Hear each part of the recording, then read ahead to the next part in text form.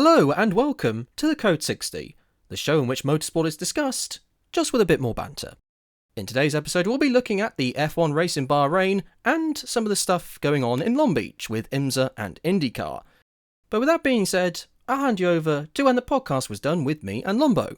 Yes, indeed. Thank you for joining the podcast as, we've got a lot of stuff to talk about. There's IMSA, F1 stuff, and IndyCar as well. I mean, IndyCar wasn't all that exciting, but never mind. We'll apparently talk about that for a reasonable amount of time anyway.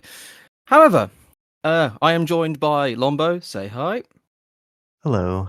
Hello. And Steph is doing some stuff. Not entirely sure what is specifically, but he's at a race event doing something or other. But anyway, we'll let him get on with whatever he needs to do.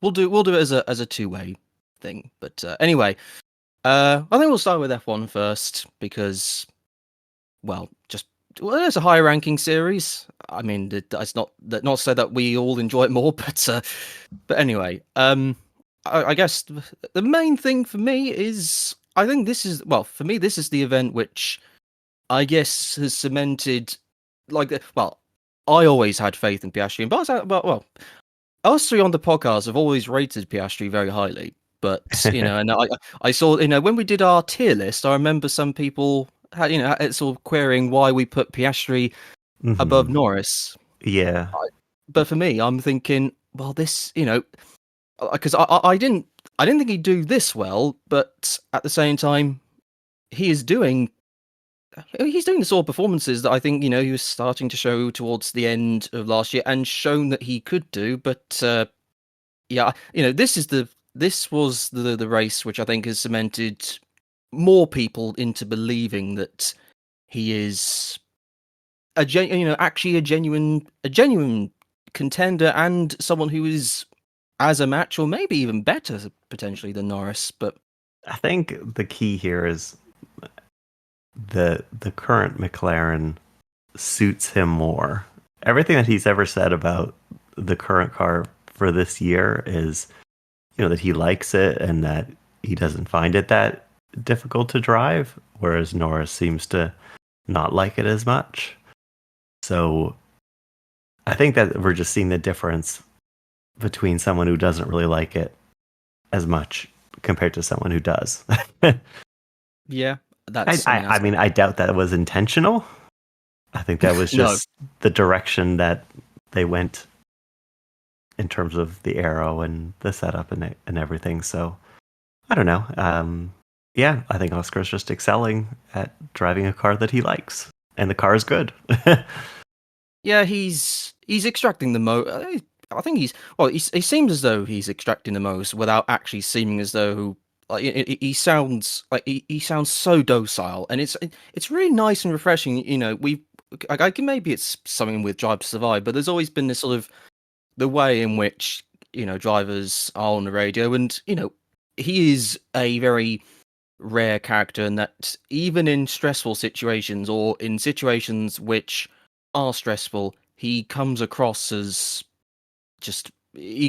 so calmly. If I was ever able to talk to him, the one question I would ask that isn't racing related is, would you ever consider doing audiobooks?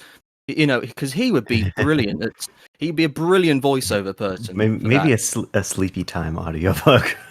Yeah, gonna do we have in the UK. There's, or I don't know if it still carries on. Well, at least when I was younger, there was this thing on a children's TV channel where they would read bedtime stories, and they get loads of celebrities, and I think even a royal has done it recently. But he would be an excellent. I mean, he would be excellent at doing that, and his voice would certainly. His voice soothes a nation. I think. Well, it could soothe the world, so to speak. But wow, that's very high, very high praise. Well, I mean, that's for anyway. But I do think what I'm getting. I like that. I like his character. It's not just that he's so. I like that he's mature and considerate of others and calm, and I find that really just a refreshing personality because I personally relate to that. I relate Yes. to his kind of personality type, and find it sort of underrepresented. Yes, People are exactly. supposed to be like, over exuberant, where he's like master of the understatement. Exactly. or so I don't know. I enjoy his character, and I think he'll continue to do well if the car continues to be up to snuff. Yeah, exactly. I mean, yes, I can see why, given how you always, how you sound is very much in, you're our Oscar Piastri. I don't know who I would be. Who would Steph be in this scenario? I guess we'll like say F1 drivers. Audience, feel free to Well, yeah, actually, yeah, suggest. yeah, okay. So saying, which, if Lombo's our Oscar Piastri, who am I and Steph? Say in the comment section below. I dread to think what they're gonna what they're gonna come up with. It's well.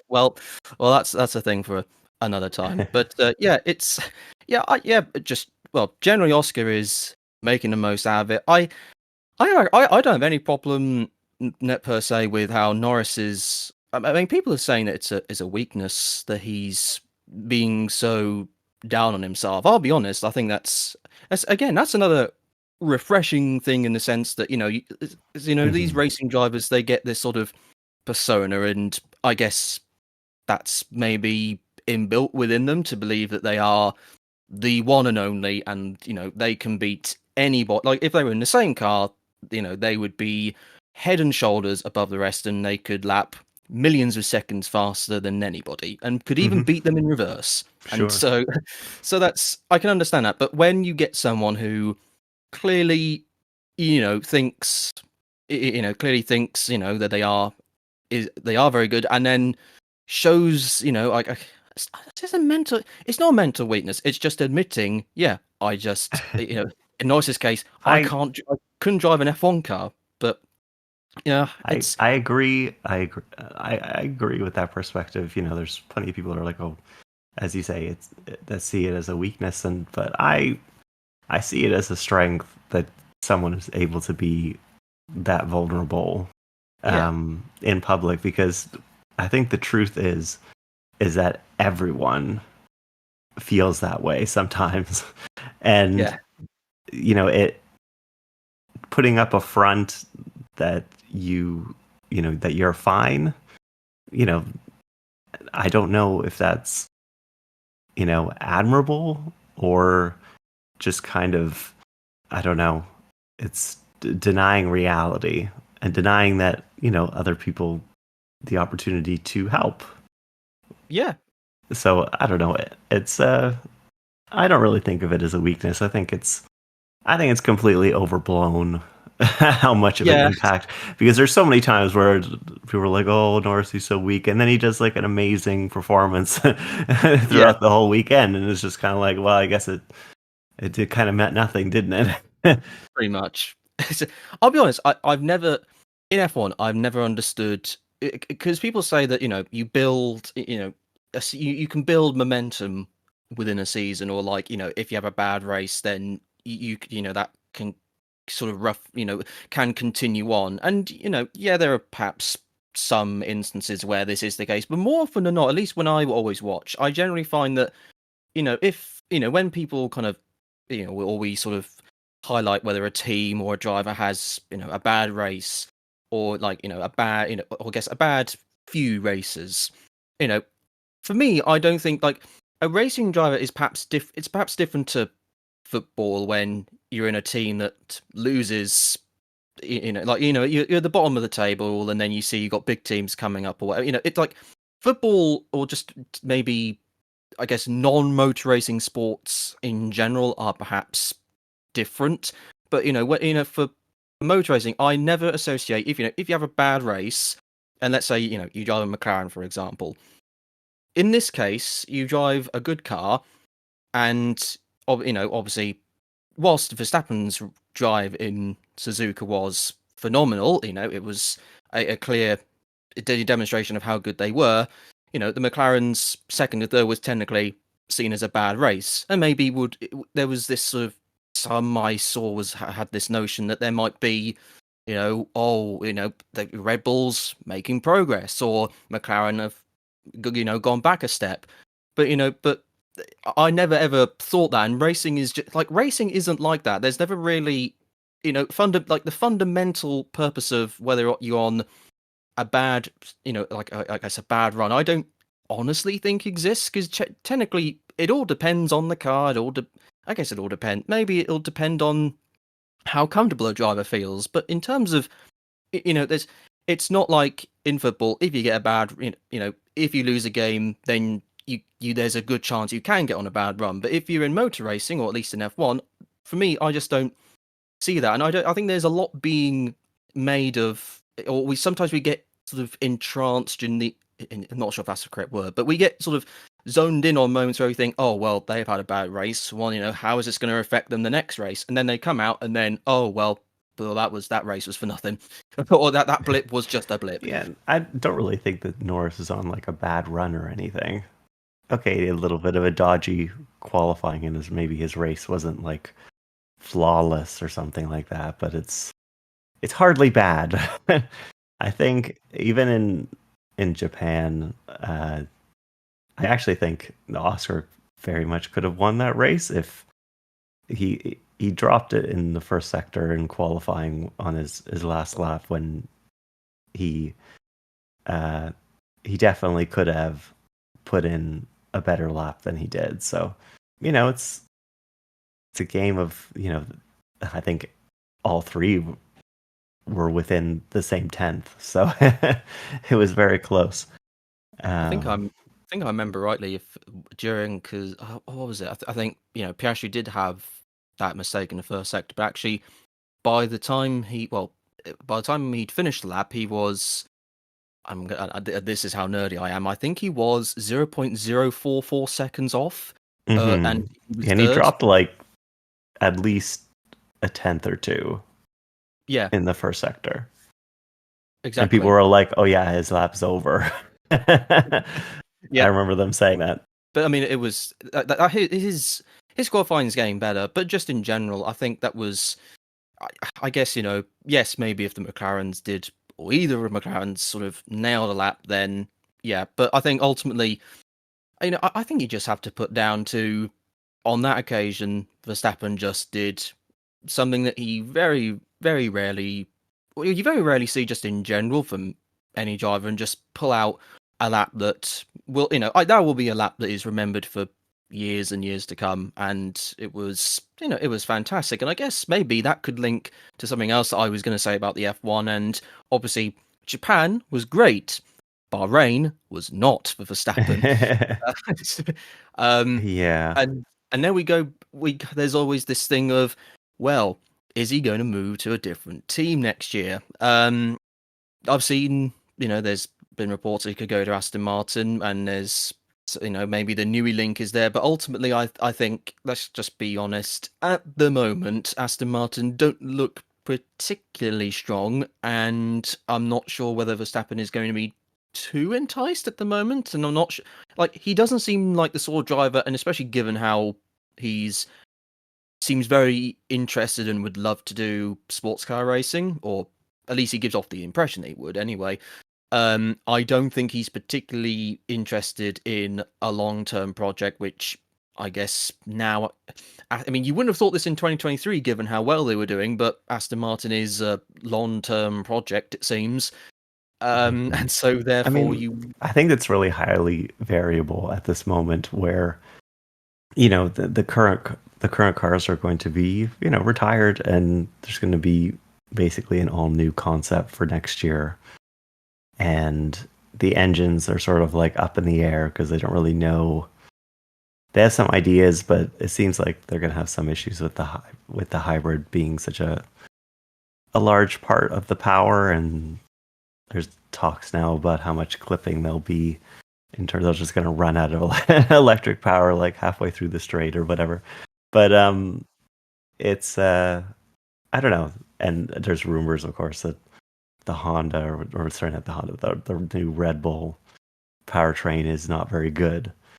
But these are all just speculation. They're like, oh yeah, people think that Red Bull powertrain is not very good, and Red Bull is kind of like in shambles. It's like maybe it's the time to bail, but I guess no one really knows for next year. I guess they would know, or he would know the best, being around the team.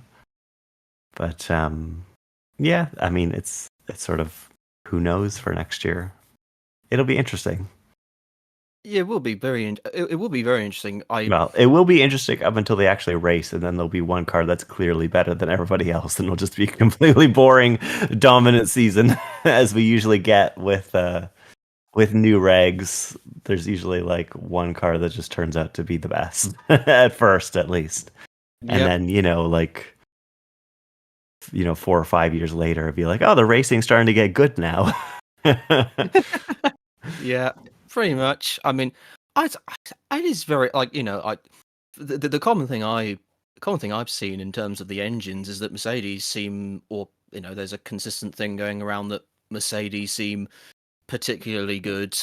I mean, I don't know how we're meant to how are we meant to kind of quantify that that they are as good as they are. I mean, ultimately, maybe I'm sure the engines have been tested and all that sort of thing, but I guess it's going to be, there's a long way to go at the moment. I mean, I'm sure, I don't doubt that the engines have been in development for a while, but where we are in terms of which engine is superior or might be superior, okay, it is it's going to be, it's quite difficult to judge when we've not put them in a movable car yet, or at least to what I know, or at least to what I know and what most people know. So yeah, it is going to be tricky. I mean, the thing with Verstappen is not necessarily, well, it's because he's always indicated that he doesn't want to be in F1 for a long time, and I would be inclined to believe to believe what he says in that, because I'm not is F1 the sort of thing for him going forward? He does seem as though he just would love to do sports cars or Le Mans stuff, which I would be delighted personally. That would be a huge gain for sports car racing, and who knows, maybe it might entice other current F1 superstars to go, and maybe we might get Leclerc and Hamilton go in a Ferrari or something like that. Bring Vettel into a Porsche. Who knows? Well, So I mean, I think Vettel was very much given the opportunity to do it, but he seems to have declined for whatever reason. for now, at least, yes. Yeah, for now. I mean, it was all set up for this year for sure, and now they've subbed in Wehrlein instead. So yeah, pretty much. Yeah, but we'll see. Maybe. I mean, I don't think it's very likely that anyone will leave. It's more just his personality type and what he wants to do.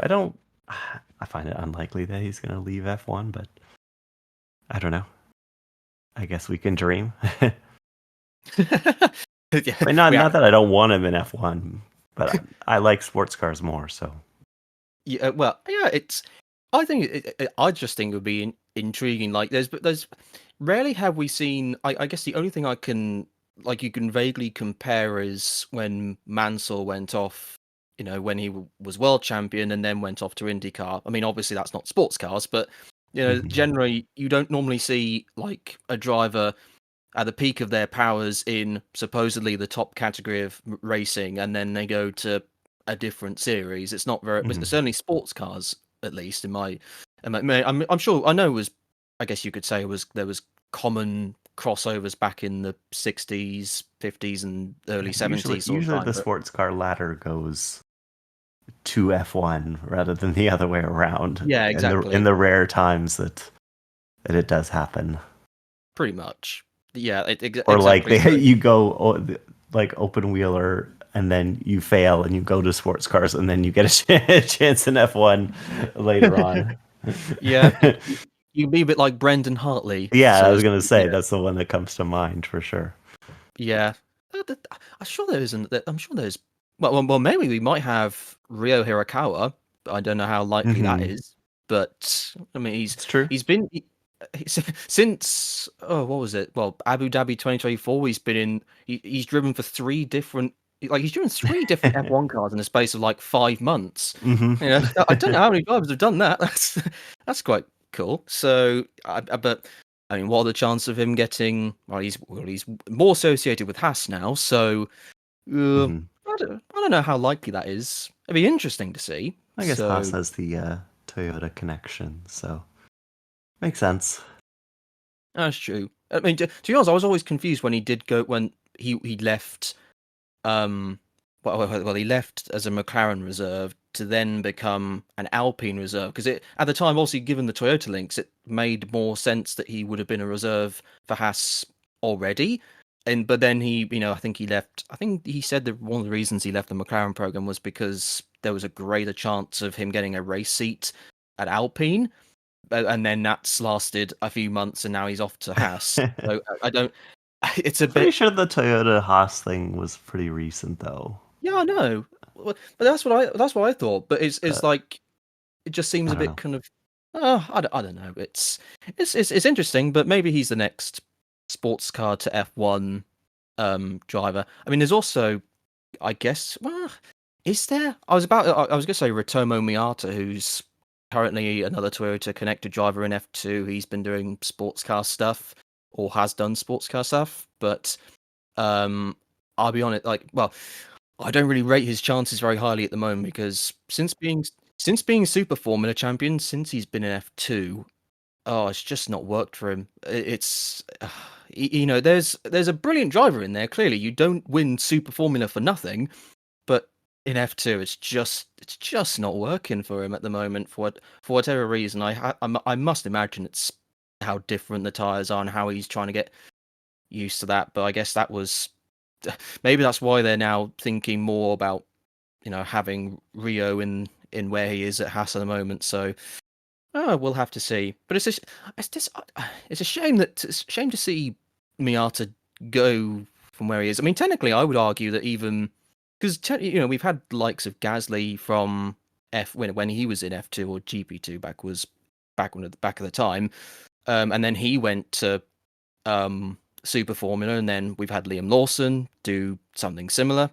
Generally the typical way is you go through F2, and then if you can't get into F1, then Super Formula is not a bad way to go.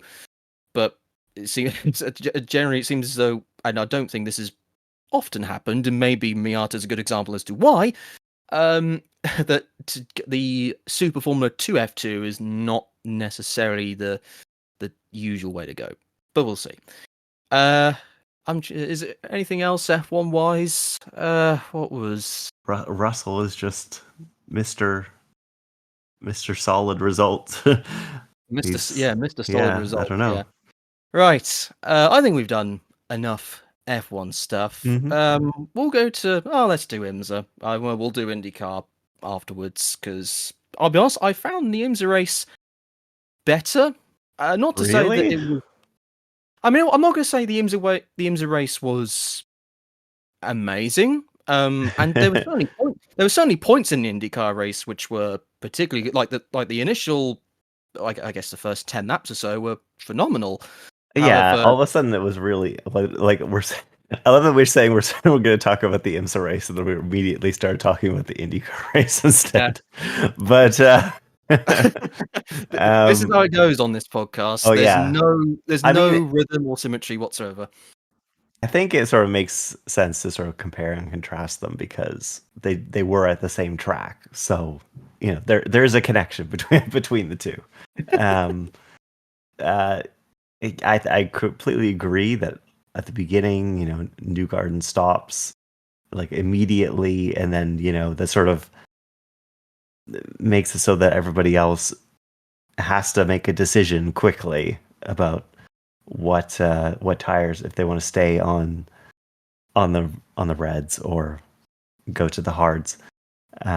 But I think that really made it interesting. The IndyCar race, as it sort of worked through, it sort of got less and less exciting. But that first first bit, like maybe like a third when there's lots of overlaps, some overtaking and other things. It was good, and then just kind of petered out. Yeah, it was basically just as the race went on, track position was the key element. I think it also helped that I can't, goodness me, what was the harder tires. The fact that it took nearly a whole lap to try and get them up to their working temperature, especially Mhm. in the earlier portions of the race where I guess there's less rubber down, then that element as cars with warmer tires and others trying to get up to speed, that was I think that's what made it so intense. The first sort of 10 or Mhm. so laps when there were so many pit stops, but Yeah. as the race went on, especially as some were going over to, or I guess people on the alternate strategy made the well, going over to soft tires, and the soft tires they got up to temperature much quicker, and there was they didn't cause, I guess, as much chaos, so to speak. And then I guess there's also the fact that there was no cautions, which again didn't. Mhm. That's like unheard of Yeah, in IndyCar. 3 races, 1 yellow flag. And Yeah, generally, that's the practices have been clean. The qualifying mostly have been clean as well. Like, what is going on? This yeah, is it's a strange one for sure. I mean, I'm sure there'll be more when it comes to some other tracks, especially the street tracks.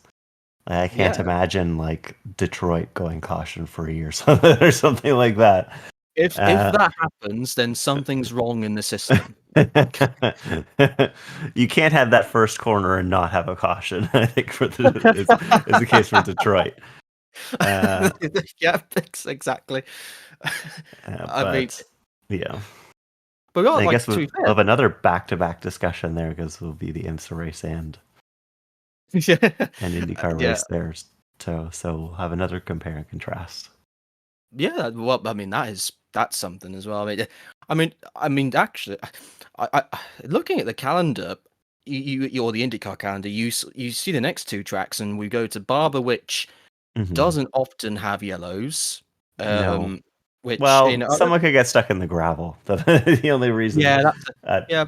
Last year's was, I guess, the most cautions I'd seen in a fair while. But usually, if there is a caution, there's like one, and it's on the opening lap, and then the rest of the race mhm. generates into just tires and stuff. And then the Indy GP, unless it rains, that's almost always just either no cautions or just one. Which so I don't know. Like, could we?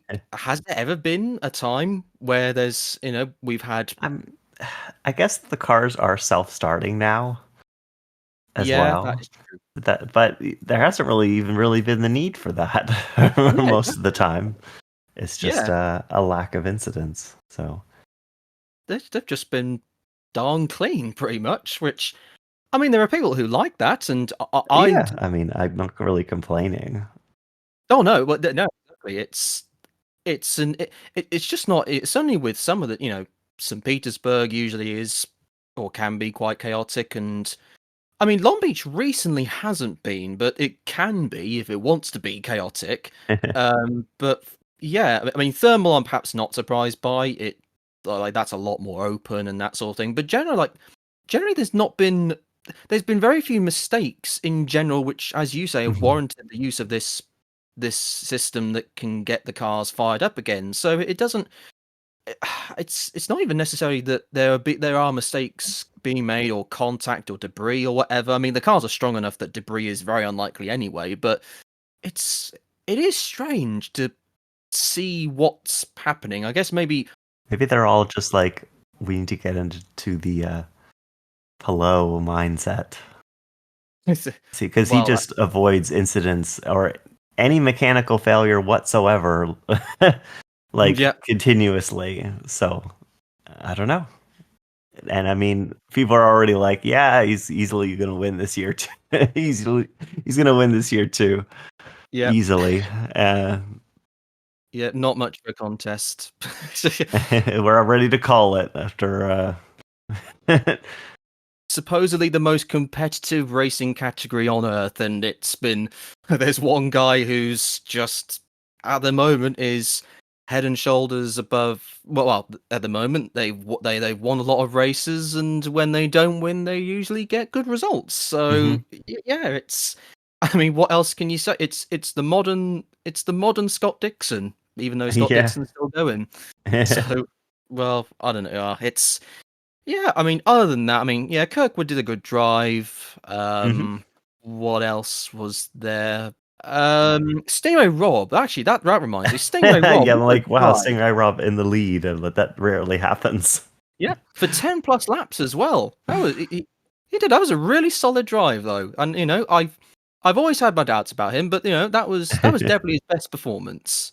Certainly his best performance in the series, and just in general. And I must admit, I am quite surprised. But this is he's been with Connor. He's been with Connor Daly for a fair amount of the races, and I guess maybe on this occasion, strategy was maybe given. I guess it depended heavily on the car and how you drove, but maybe the alternate strategy could have worked for better track position and allowing you to push better. But in general, that was that was it was a solid race for Stingray. Whether that's his best finish of the year, who knows? But I'm given I guess what Ferrucci did at AJ4 last year, and then how Rob did in another AJ4 seat that year, and didn't really have too many highlights. And now he's at Juncos, which I hadn't really, I thought was perhaps, with the ultimate respect at the moment, is a slight downgrade. I mean, I think they're in a bit of a transformative process at the moment, that team, but he seems to be performing better. So, oh well, maybe there is hope for the Corvette. He might even be how ironic would it be that he might not be a Corvette enthusiast despite having the name Stingray. I mean, that would be weird. That would be weird. He gets told, what is your favorite Corvette, and he goes, I like Mustangs, or I like other muscle super muscle cars. So yeah, I think you have to change your name at that point. Yeah, probably. I mean, the only other profession where that would be acceptable would be like a marine biologist. Stingray Rob. That's. I hadn't thought of that. That's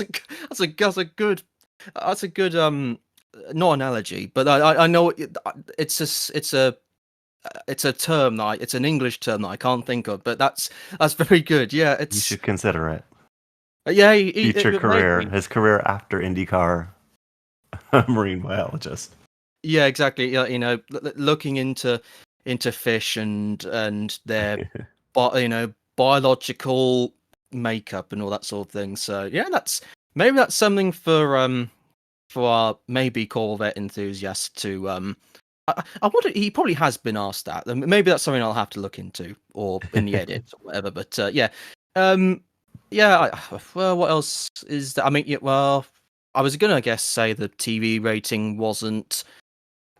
I see some people saying that it was, it wasn't too bad considering what the race was up against on television at the time, and then I see other people saying, "Oh, this is awful. It's a terrible number," because it was less than double what they had on NBC last year, and well, it wasn't even on NBC last year. It was on a cable network, so technically that's less good. But then, I don't know. It's like, I mean, you don't like 500,000 people on Big Fox, and Fox have spent a lot of, well, by the sounds of it, quite a lot of money to try and boost this series, and I don't know. That's maybe just for me as a racing fan who, whilst I appreciate the Masters is big, yeah, for me it's not the sort of numbers I'd hope for, and I'd very much like to think that Barber would be a bit better, but we'll have to see. There's some big races coming up in terms of the TV viewership for IndyCar in the future, but we'll see on that front. I mean, I guess in the meantime, one series that is certainly not doing too badly in terms of global viewership is IMSA. So that's me trying to segue into the IMSA race. And I mean, all I can really say is, BMW got a lot of pace, but man, they they so far haven't strung it together in the actual race itself. They're like always like one of the fastest cars, and then they just, I don't know, just completely blow it in terms of the strategy. It's just I don't get it. It was just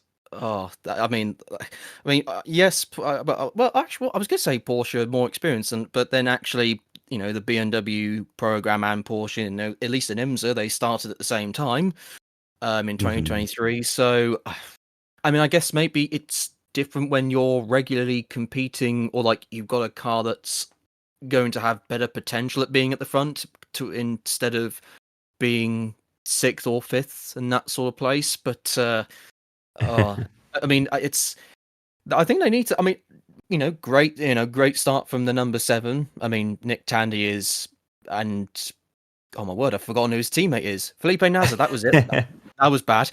So, it's certainly at the moment they seem, like the goated pairing at the moment. But I think people are just like, oh yeah, the season is already over in IMSA. I mean, they have a huge, massive just lead, so yeah, it's gonna be pretty hard to overcome that, I think, unless they have some really really bad luck, of course.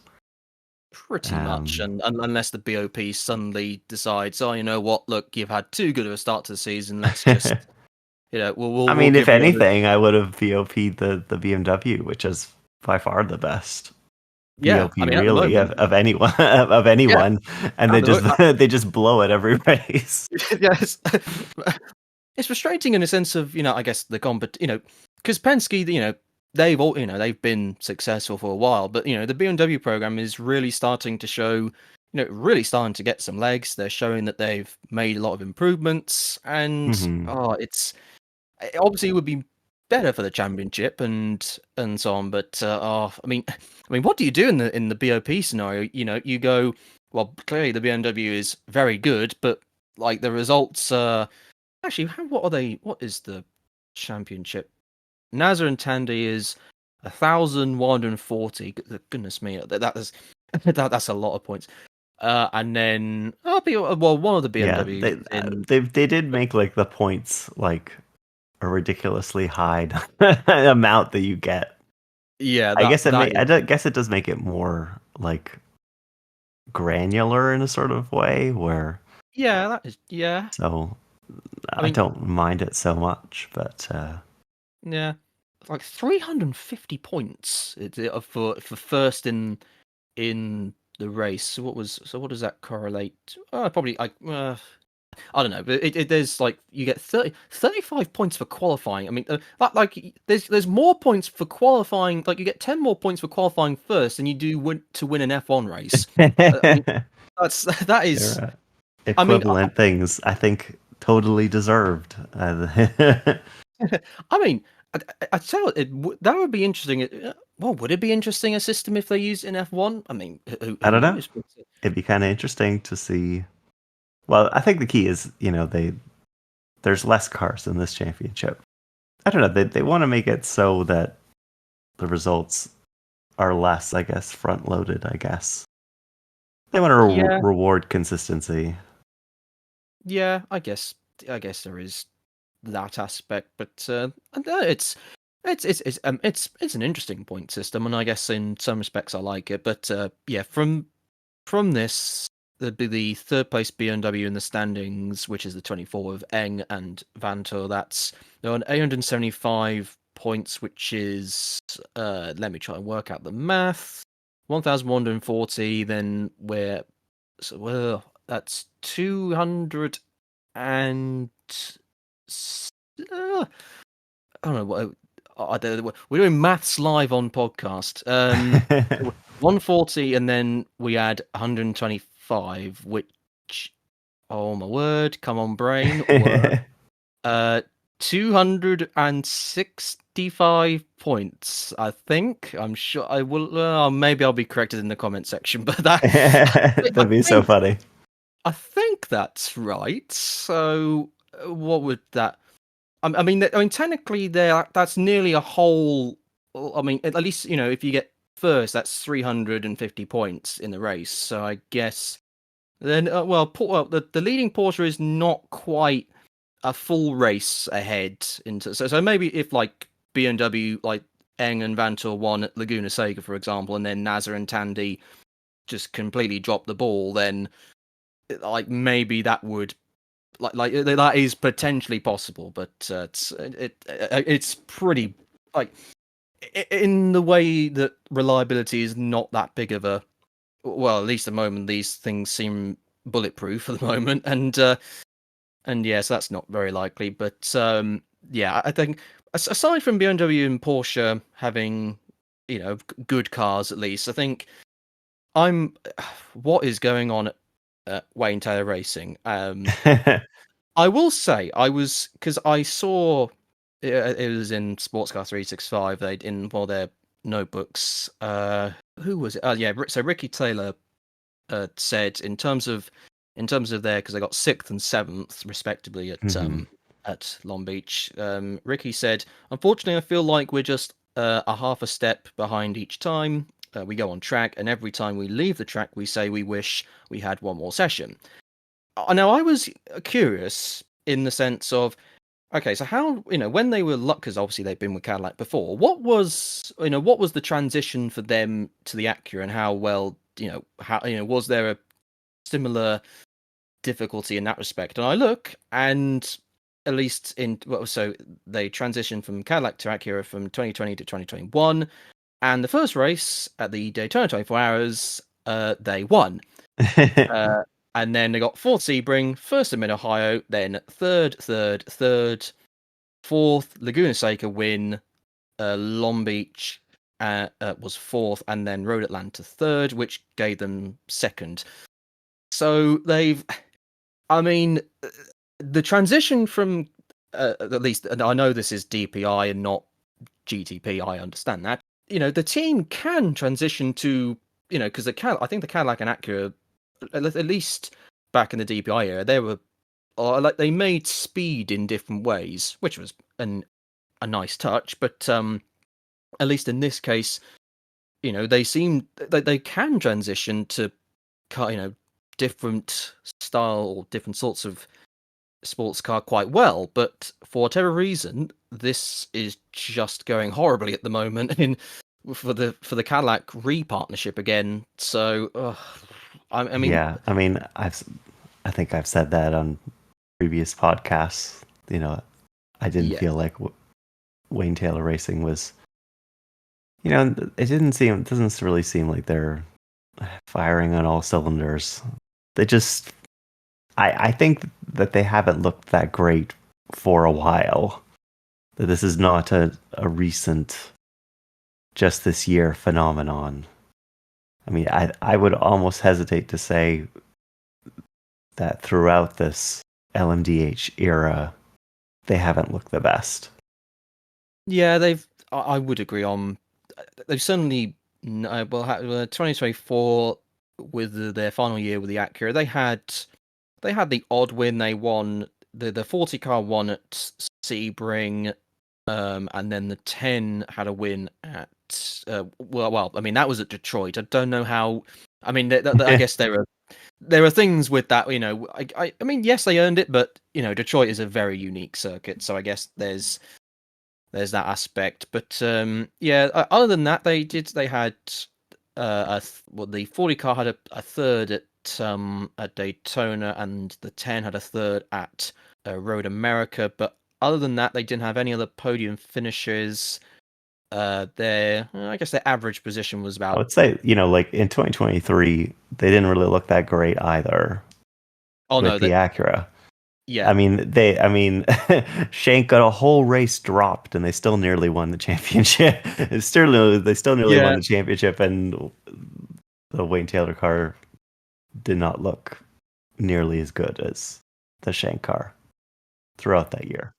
I briefly forgot that back in 2023, the Wayne Taylor Racing entry was a single entry, and obviously in Mhm. 24 they transitioned to two cars.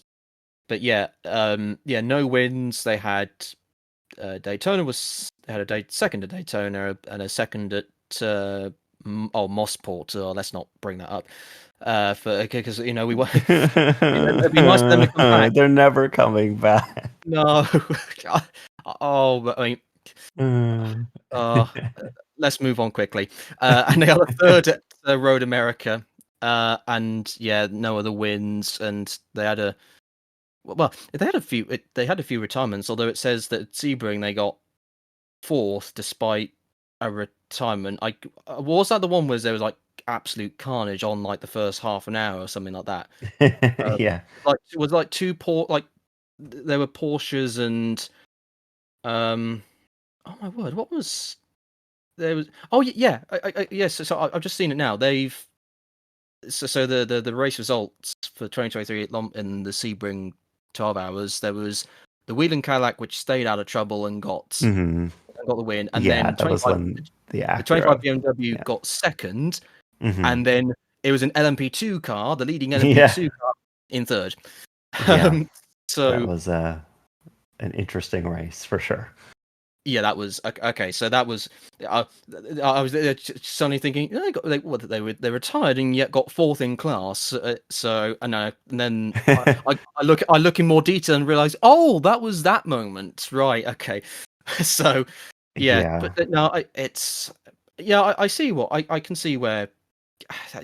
I mean, I guess the next few races will be important. I mean, Mhm. well, Laguna Seca's obviously a sprint race, but then because there is one car going to Le Mans. We'll have to see Mhm.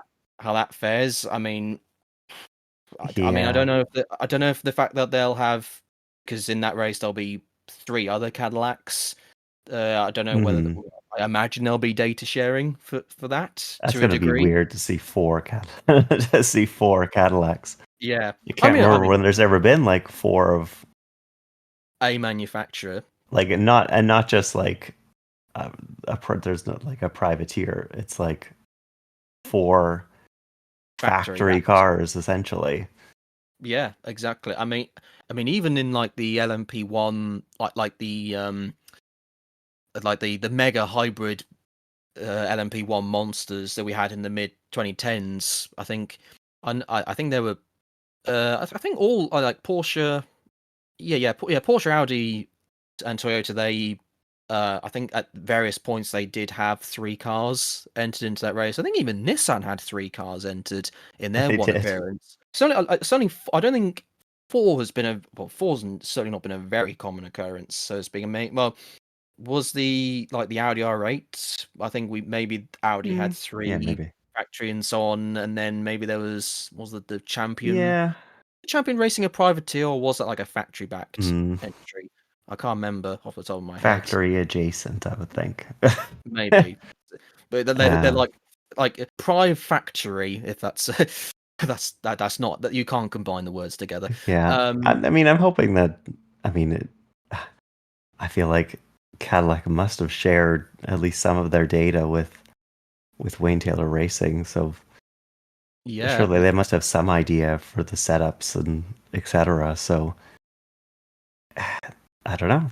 I mean, say what you want about Chip Ganassi Racing, about their execution sometimes, but they never look slow. They no, usually they usually looked very fast up until something catastrophic happened. But it certainly looked. Yeah, it was. They certainly looked decent under the Chip Ganassi banner. We'll see how Wayne Taylor and I guess the Cadillac Cinems are just in general fair, but mhm. Well, I mean, 31 still looks good. It still looks fast. I guess we'll see for the next race because I think it'll be Vesti instead of Bamber.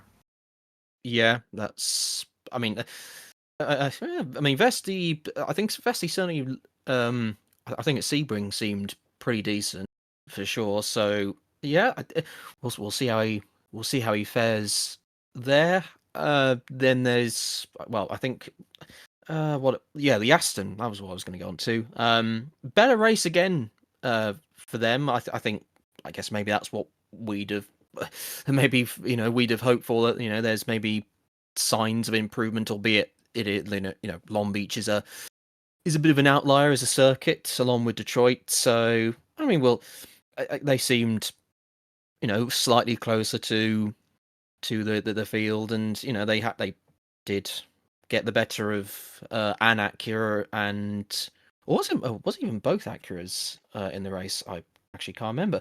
Um, but it was the Aston did finish ahead of both Acuras. The 60 was about 2 seconds behind the Aston, and then the other one had. Well, it came in for a bodywork. Yeah, I think that was the one that had contact with. Pretty sure the 60 was the one that had that issue. Or was it? I can't remember. I sometimes get confused between which Acura is which, but it's Well, and actually, I maybe guess not. I don't know. oh well, either I'm either not way, but no, 100%. it's a thing. An Acura had a problem, Hmm. and it was. I mean, not the greatest of races for Acura, Yeah, obviously, I but was baffled that they didn't remove that piece yeah, I mean, when it's they had the opportunity and then they didn't do it. yeah. Well, And they had to come back in. That kind of like threw away their race or any possibility of there being a decent result. yeah, exactly. I mean, it's well. I mean, obviously they'll be hoping for more at Laguna, and yeah, I think the only other team to note in terms of the GTPs, I think this was a decent race for JDC Miller. Hmm. I mean, up until the point of where they had the contact with Casper Stevenson's Heart of Racing Aston in GTD. I think it was a decent showing for this car. I think but obviously the result wasn't what they'd hoped for, perhaps, but certainly in terms of they were. I think they were fifth for most of the race up until their instance. So yeah, I think good in that respect, and maybe well, I guess there's only the privateers. It's good to see that the privateers can still be competitive, even JDC not being the biggest. It's only not as big perhaps as, like, say, when Jota was a privateer, so to speak. But yeah, other than that, I mean, obviously there was a GTD race going on, which the AO Porsche in its one-off event. Obviously, it had to be the car that is a one-off that did very well, and I mean, having Johnny Edgar and Lawrence Vantor as their two driver lineup for a GTD race. I mean, that is Yeah, it's a pretty mighty. It's a yeah, pretty mighty pairing for sure. pretty much. Like, it's not exactly. I mean, if I was in GTD and I had that lineup, I'd be pretty happy. And to be honest, if that was a GTD Pro lineup, I'd also be quite happy as well. But yeah, there we go. I mean, I mean, they weren't the fastest in qualifying, but at the same time, that was actually, were they? Hold on. No, they weren't. That was the 12 Lexus was the fastest. But no, I mean, there was but perhaps not a huge surprise. But I guess the other story from GTD was the brilliant return to. I mean, well, he's not really returned. He's been in racing now for a reasonable while in Michelin Pilot Challenge, but doesn't take away the fact that it's very good to see Wickens, or Robert Wickens, back in, like, a top series, and well, the car was doing really well for a long time, and well, unfortunately, it did the result doesn't really match how well they did do in the end, but He looked good, and the car looked good, apart from the slight contact that made it tumble down the order at the end, because it looked like they were making good progress through the field. So certainly no lack of pace for sure. yeah, absolutely, that was a great showing, and I think it's hopefully is a good sign for, well, not the finishing result, but just in general in terms of pace. Hopefully that is a good sign of things come. In the meantime, I think we've gone over pretty much everything, bar the Van Gisbergers. And I still don't like the name, but who cares? I did want to say one thing. Do you want to make any predictions? This is probably going to come out after the WEC race. Any predictions for the WEC race? This. I want to see how wrong we can be. So people who watch it and then listen to this can have a good laugh at what we say. Okay. I'm trying to remember the form guide in the WEC, but there's only been one race. So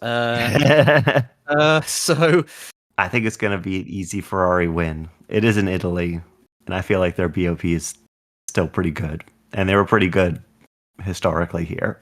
So I think it's going to be a good race for Ferrari. Yeah. I tell you what. This might.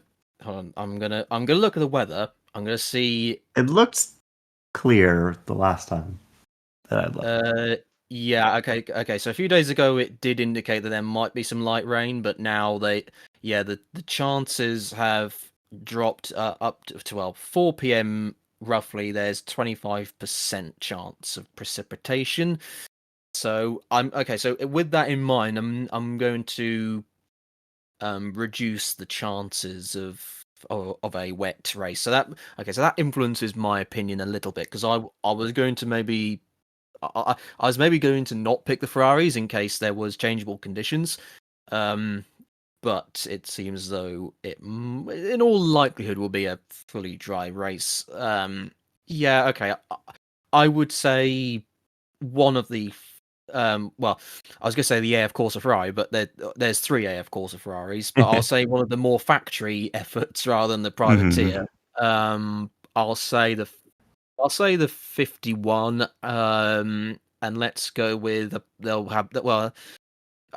be one of the factory Porsches. Yeah, that seems solid. Yeah, I'll say. Actually, no. Let's be a little brave, and I'll say there'll be a factory Porsche second and third. Ooh. So, I mean, I'm not sure if that's brave because they've shown speed, but it's like normally you don't see. You know what? I'm gonna go brave. 50, 51, 83 podium sweep. Oh, wow! That's. I mean, now that is. I mean, pace-wise, in theory, yes, but normally, like just mathematically, if we're going to go into percentage chances, that's not very easy to have happen. So, that is quite brave, but yeah, okay, that's. I mean, we'll depending on when this comes out, you already know whether we've got this catastrophically wrong or whether we're. As it turns out, either one of us are complete experts. So we'll see. You can speak for yourself. Well, that.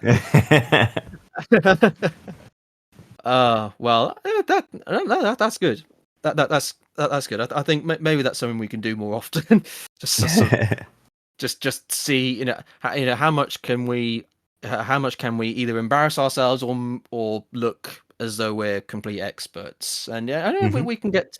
We'll get Steph on in the game and see. Well, I mean, actually, fair. Steph's already kind of done it with some of his predictions in the Daytona 24. But anyway, with the predictions completed, it is on to the Van Gisbergers. There are 2 of them for this week. I mean, well, that happened for a few weeks actually, but anyway, for those who, if this is your first time watching the Code 60, then hello, hope you're enjoying it. And if you don't know what the Van Gisbergers are, which if this is the first time, then you certainly won't. It's the terrible title or the name for a segment at the end of every show that we do, which is it's kind of like, I guess, maybe moments that you kind of consider as being meme-worthy, or like basically it's funny moments that have happened, or like left field moments that have happened in racing categories, which maybe haven't quite got as much attention as maybe they ought to. They're just funny left field moments, basically. And how the Van Gisberger name came about, I can't remember, but never mind. And in terms of, well, I'll go with my one. My one first, and this is the beauty with the Van Gisberger segment is that you kind of go over racing series which generally you'd not talk about in podcasts, such as in this case the Ferrari Challenge Japan series. Now I must admit I'm not an avid viewer of this championship, but I don't generally watch Ferrari Challenge across any of its whichever region it is on this occasion. However, they were the Ferrari Challenge Japan was a support category to the Japanese Grand Prix for the Formula One race, and so I guess thought I'd just stay up and watch one of their races, and there was a moment which I guess kind of sort of caught my eye. This the first bit I'll show you is not the Van Gisberger itself, but it's kind of the lead in to the Van Gisberger. So there's an incident, a fairly hefty one. The driver was fine and all that and so on, but it was a hefty whack, and that obviously brings out the safety car in this case. Now, generally, I say generally, always during a safety car, that usually means that there are, there'll be something going on to clear up debris or clear up the car and move it to a better location, whatever. Now, Ferrari Challenge cars, I mean, obviously, they're not the highest tier of GT vehicle, but at the same time, they're quite, they're probably quite expensive, several 100,000 of currency or whatever. But in this case, I'm not necessarily sure you'd see the Ferrari just being dragged by this, just being dragged through the gravel, just like mercilessly almost. Yeah. Just and it doesn't even look like a big recovery vehicle, but it clearly must have a heck of a lot of torque. But it's weird to see. Like, normally you would leave it in like neutral or whatever to roll, as there's the wheels are not doing any rolling whatsoever. No, it's just being dragged along mercilessly. It's literally making a groove in the gravel trap. It's like marking out, yep, this is where the gravel trap starts, and you don't want to go beyond this point. So yeah, it's just not normally the sort of I mean, I'm sure probably in the crash there's probably one wheel that's been buckled and something, but even so, that's it's maybe like I was thinking like maybe a recovery truck or something like that, but no, it's just like there's like some kind of towing digger or something like that. It's just mercilessly dragging it across the across the hairpin and so on. So I don't know. I just thought I was like certainly watching this live. It was quite funny. It just to just like there's this poor person who's had their accident, then has to see it just be dragged along. I mean, I'm sure they're quite robust cars. I mean, the accident itself shows it is clearly quite robust, but even so, it's not. I'd have thought there are different methods of towing. Let's put it that way, or moving the vehicle to a different place. But anyway, that was my Van Gisberger. But you've got a moment from the world of Formula E. Yeah, we didn't really talk about it, but I mean, it was refreshing to see. I didn't watch the whole thing, but I did catch some of it. See a Formula E race at a real circuit. I would say even like running a layout pretty close to a Homestead layout that I would recognize, apart from a chicane at on the back straight. But apart from that, it's a reasonable layout. Kind of works. I didn't like the first corner. Yeah, I don't really like the sort of, I don't know, sort of squaring off of that they did of the first corner, but if they must. For energy sakes, if it has to be done, it has to be done, I guess. But anyway, they in that chicane that they put in on the back straight, there was an incident. It was basically just like a 3-wide. 3-wide does not go into chicane moment. And I think it was like DeVries, Gunther, and Mitch Evans were sort of just ended up nose to tail, and Gunther sort of like had to reverse off of Debris' car, and Evans was behind, and he just sort of just ends up just reversing, just like almost like full speed into Evans's car that was just sitting there. It's like they really need a reverse camera in Formula E, I think.